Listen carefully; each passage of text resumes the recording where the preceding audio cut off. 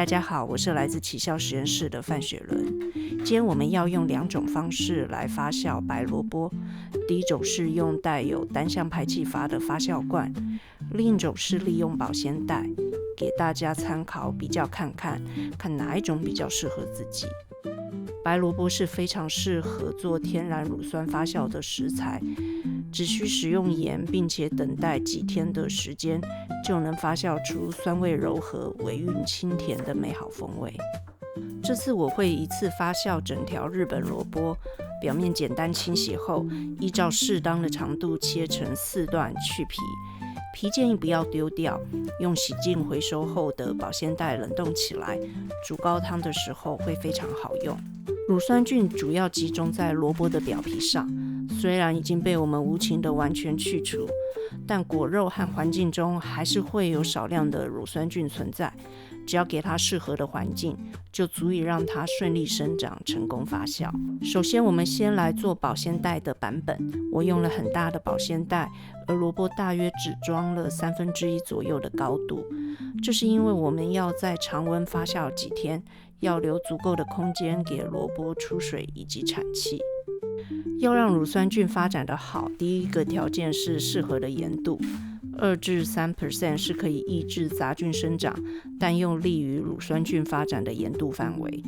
我一般会使用萝卜重量 2.2% 左右的海盐。日本人还很喜欢多放半条去籽的干辣椒。干辣椒含有浓缩的辣椒素，对杂菌与霉菌有抑制的作用，而乳酸菌对辣椒素的耐受力相对强很多，放了感觉会更有保佑。大家可以斟酌一下，看要不要也来点保佑。第二件事是打造一个厌氧环境。首先将萝卜尽量摊平，努力挤出保鲜袋中的空气后封口，压上重物，等萝卜大量出水，并让自己淹没在腌渍液里头后，就打造了一个适合乳酸菌发展的厌氧环境。多数杂菌与霉菌都是需要氧气才能生长的，但乳酸菌并不需要，因此可以在厌氧环境中成功占领优势。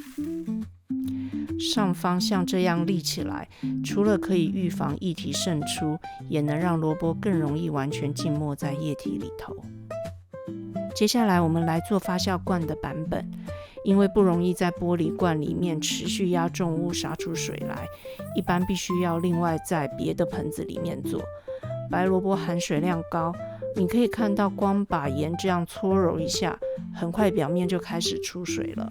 压上萝卜重量3至4倍的重物，帮助萝卜快速释出水分。大约6个钟头后来看一下，萝卜切得越小块，出水越快。大家可以依照自己切块的大小来调整杀水的时间，但不管萝卜怎么切，在玻璃罐里面怎么塞，因为整体空间的密度很难像保鲜袋一样紧密，杀出来的水分在大多数的情况下都不足以淹过萝卜。那没关系，我们就另外补上 2.2% 盐度的盐水就可以了。同时间来比较一下保鲜袋的版本，立起来你会发现水量也是一样不足，但是摊平紧贴后就足以包覆所有的萝卜了，差别大概就是这样。最后我们在发酵罐的内侧盖上保鲜膜，确保萝卜不会上浮接触到空气就完成了。另外也放入保佑用的辣椒干，接下来就一起静置观察变化。第二天发酵罐里还是比较安静，只有少量的泡泡。保鲜袋因为少了等待杀青的6小时，看起来乳酸菌发酵已经启动了，观察得到活跃的泡泡。第3天发酵罐也开始活跃了起来，可以欣赏到富有生命力的泡泡之外，转动瓶身时也开始闻得到淡淡的发酵风味。因为水分已经出得够多了，我们可以减轻压在保鲜袋上的重物重量了。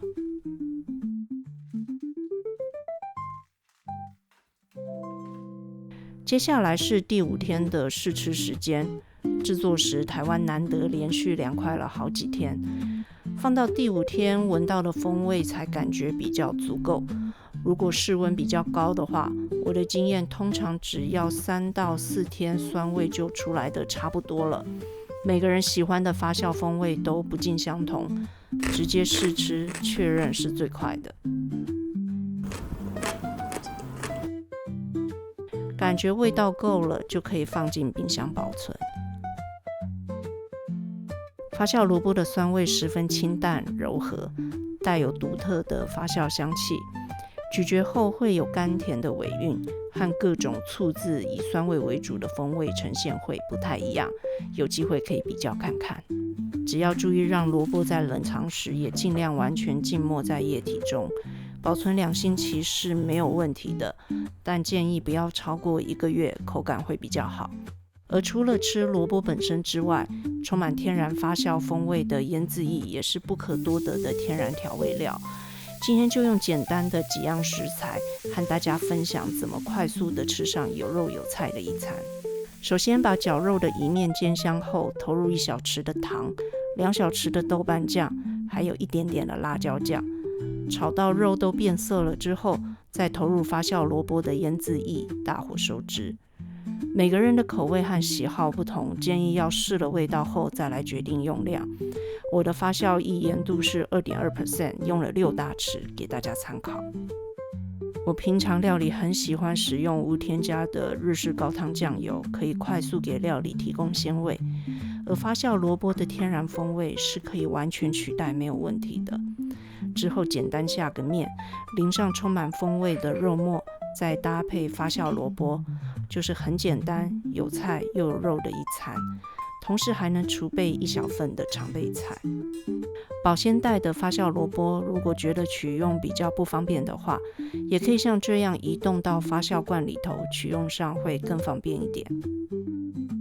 发酵不仅可以让食材增添风味，也是最美好的天然调味料。